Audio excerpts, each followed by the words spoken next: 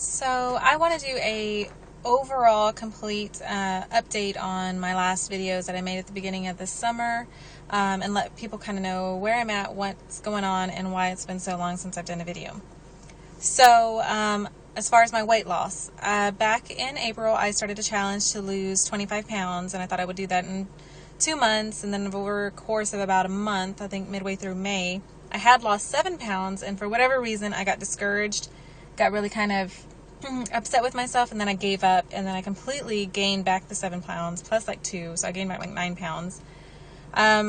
So I had to restart my journey, start back over in June, and in June I weighed 153, which is the most I've ever weighed, and I'm 5'3", so 153 is quite a bit for 5'3". And I was starting to me it started to really look like I had gained that much weight. Well, I'm usually pretty lucky, and I gain weight and I still look fairly thin. I don't know why, but I gain weight evenly, so it never looks that dramatic. But it was actually starting to show, where people were noticing that I was gaining weight. So I got back on my workouts. I started working out again, got back on my routine, and I got back on my goal to get back to my normal weight, which is usually about 125. Now my overall goal weight's always been like 120, to be 118 to 120.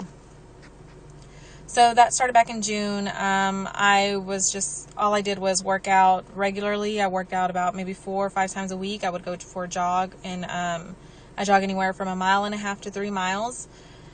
And I did this pretty regularly, and I managed to lose, now I'm at the end of September, and I've managed to keep it off, but altogether all I've lost is 13 pounds. I think I got up to 15 at one point, but I would say between 13 and 15 pounds is my weight loss. So from 153, I've gotten down to about 138 to 140, which is good, not my goal, but I lost weight. So that's exciting. I actually achieved some weight loss. Along the way, I tried a lot of different things.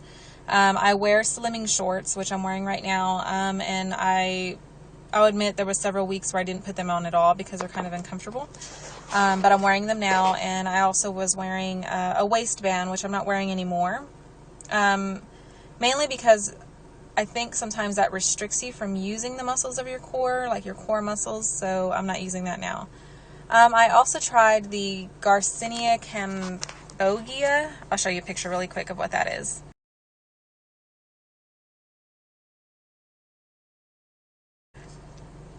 So I tried this, and I tried it at the beginning of August, and I did it for an entire month, and it did not work for me.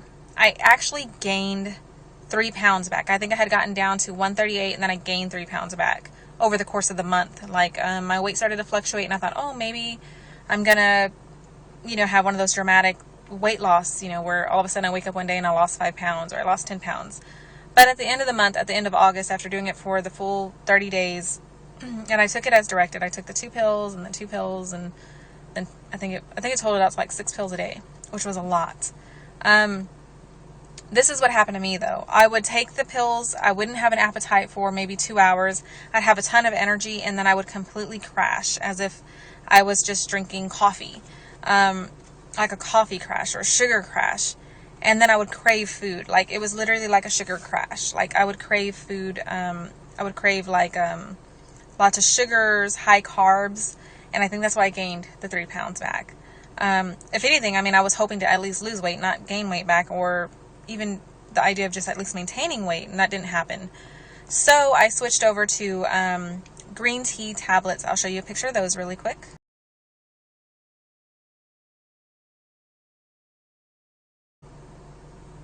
Now, these green tea pills, I've taken them in the past. They're really good about giving me energy for long periods of time. But if I take them too often, or if I take them every single day, I have anxiety. I naturally suffer from anxiety, so I'm at risk for anxiety. So I just want to kind of give you an update. I'm taking those again. I'm back down to about 138, 140. My weight kind of fluctuates between those. My goal is still 125.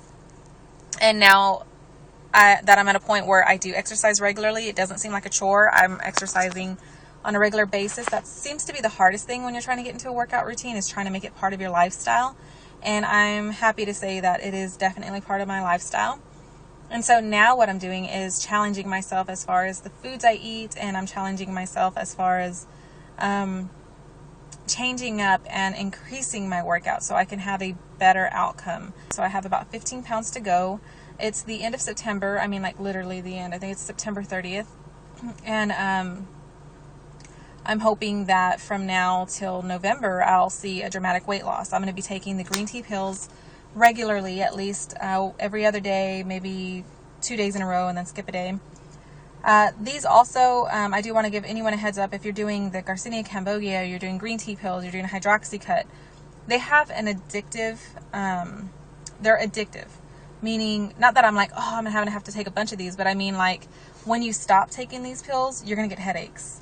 Or at least I do. If I go about 4 days without taking, say when I quit the Garcinia Cambogia, I had extreme headaches, like the sharp pain headaches. And I would take Aleve or Advil, or one of the, I think it was Advil, was helping relieve those headaches. And they go away. But I want you to know they are addictive. So if you are going to try something like this, be aware that you might have addictive side effects from it when you try to kind of stop taking them. Or like even when I switched from the Garcinia to the GreenTea, I was still getting the headaches, and that went on for about maybe 4 days. Then they stopped, and now I'm taking the GreenTea pills. But I do notice that when I skip a day or two of taking the GreenTea pill, I get the headache. The benefit of the GreenTea pill for me is it curbs my appetite, and I have a ton of energy. So like right now I'm going to go run, and I feel like I have a ton of energy with it. A flaw to the GreenTea pill is the anxiety. So if I actually do what it prescribes, I think it's 4 pills a day that it says on the bottle. If I actually did that, I would have horrible heart palpitations, anxiety. It has some side effects that I think a lot of people would suffer from, just like I would. I only take 1 pill a day, and I only take it about an hour before I'm going to exercise. So I don't do it before meals. These last, the energy from 1 pill for me lasts like 7 or 8 hours. It's crazy. Like I have energy, and I don't really crash. It will start to fade off, but I don't crash the way I was off the Garcinia Cambogia. With the exercise, my anxiety is decreasing. But since I'm taking energy pills, I have to kind of keep an eye on that, because sometimes if I take the energy pill or the GreenTea pill too many days in a row, then all of a sudden my anxiety will start to come back. I haven't had an anxiety attack in a while. I do want to let anybody know that suffers from anxiety. I had been getting a lot of family support where they help me when I'm having anxiety attacks. They would help me calm down. And I was recently... My boyfriend's a really great guy. He's really, really nice, and he's really kind to me. And we recently had a really big conversation about, or an argument, about, my anxiety and things like that. While I'm getting better and I'm not having anxiety attacks, I think it's been several weeks since I had my last anxiety attack. He told me he thinks I fake them, that he thinks they're for attention. He doesn't mean anything mean by it, which still hurt my feelings, obviously, and then made me really mad, because I thought, why in the world would I fake something like this? I can see, though, why for someone who doesn't suffer from it wouldn't understand it. So I have to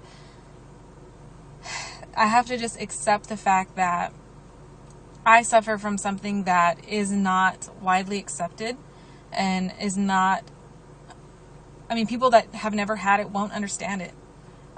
He doesn't understand how I can suddenly have a complete emotional change into fear. Like I can go from having a great day, and then all of a sudden I start to have panic attacks and anxiety, and I think my world's ending, and I'm crying, and I'm mad, and I'm sad, and all at once, and then I think I'm gonna die. And he's had to see these episodes, and I'm guessing to him, he thinks it's made up. He thinks I do it to have attention from him, which, one, I would be like, if that was really what I was doing, I think I would have other medical conditions worse than anxiety. I think if I was doing this for attention, like Munchausen syndrome or things like that, where people are attention getters, those are other psychological disorders. And I think if that was what I was suffering from, we'd have a lot more problems than just general anxiety and depression. So while it hurt my feelings, I'm kind of relieved that I at least know what I'm suffering from, and I am working to get past it, and because I want to be healthy for myself. So anyone else out there that suffers from this, if you've come across this, where someone that's close to you, that you trust to help you get through this, and it kind of backfires in your face, and they don't understand, and they can't help you. Well, obviously you're not alone, because that happened to me. I mean, I was I didn't expect it. I didn't expect for him to tell me that, for one. I didn't expect to feel so alone in the process, I guess, and to have that reality check of like, I'm going to have to do this by myself. It hurts. It's a hurtful thing to kind of experience, but it's the reality of it. That's what happens when you have these kind of diagnoses, or you suffer from these kinds of symptoms. People aren't going to understand you. You have to be prepared for that. You have to be prepared that you may have to endure a lot of these triumphs all on your own, you know. So while I'm there excited that I haven't had an anxiety attack for months, and I'm kind of excited about it and happy about it, somebody else looks at it like, okay, so you haven't pretended to have an anxiety attack. And I think if it was something I was pretending, one, what a relief, because then I could never do it again. You know, I could easily be like, okay, yeah, I've been making this up, so I'll never have an anxiety attack again. The unfortunate part of that is I don't know if my next anxiety attack will be in front of him, and I wouldn't be able to stop it. Or I don't know if the next meltdown I have is going to be in a public place, or, you know, which hasn't happened to me, which I could imagine probably happens to a lot of people, but it hasn't happened to me. So I started taking multivitamin. I take a multivitamin every day. I'm also taking magnesium. Someone mentioned that magnesium would be really beneficial for someone who suffers from anxiety, and maybe it has. I feel like, I'm telling you, my anxiety has decreased a lot. My depression, I think, dramatically is decreasing. I think that has a lot to do with exercise. My depression, I don't find myself falling into just long periods of just sadness. Like, I would get depressed and I wouldn't want to do anything. I wouldn't want to go anywhere, and I was wanting just to stay home. I still have that kind of, I think it's related to anxiety, where I get really excited. Like, I want to go and do all these things, and I want to go out with my friends, and I want to hang out with all these people, and I want to do this and that. And then I find an excuse to stay home. I think a lot of that is anxiety, social anxiety. It's not that I'm scared to be out, but it's that that pressure of being out suddenly becomes overwhelming and exhausting, and then I just don't want to do it. And then when I find out that all these people had fun without me, then I get kind of sad over that. It's like my own fault, you know. But yeah, so I just want to give everybody an update. So I lost 13 pounds, between 13 and 15. I would like to say 15, but I don't know. It's about 13 pounds. And I'm going to continue to lose the rest of the weight. My goal's still there. I'm still planning to get down to 125. I want to show you my before pictures. Okay, first I want to show you the picture, my original picture. This is what my normal weight of 125 looks like. So here's that. This is where I'm used to being.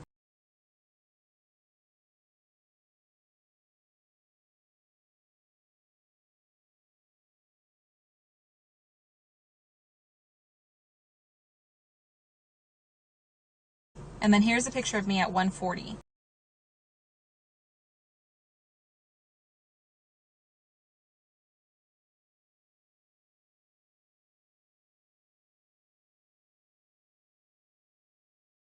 So at 140, surprisingly, considering I think 140 is a heavy weight for my size, I'm getting pretty toned. Like, I don't look bad. Like, I could literally put on my swimsuit and go out to the pool, and I don't feel too self-conscious. So it's not that bad. So anyone that's on this journey of exercising, and you have this goal and what you want to lose and where you want to be, stick to it, because surprisingly, even though I haven't met my goal, I feel a lot better. I can also fit in all my clothes. For a minute there, I couldn't fit into some of my jeans and some of my work clothes, and now I'm back to fitting into my clothes. Still a little tight, but it fits and it looks okay. You know, I don't look bad in it. So yeah, so here's an update. Sorry it's so long, but I wanted to update you all on everything.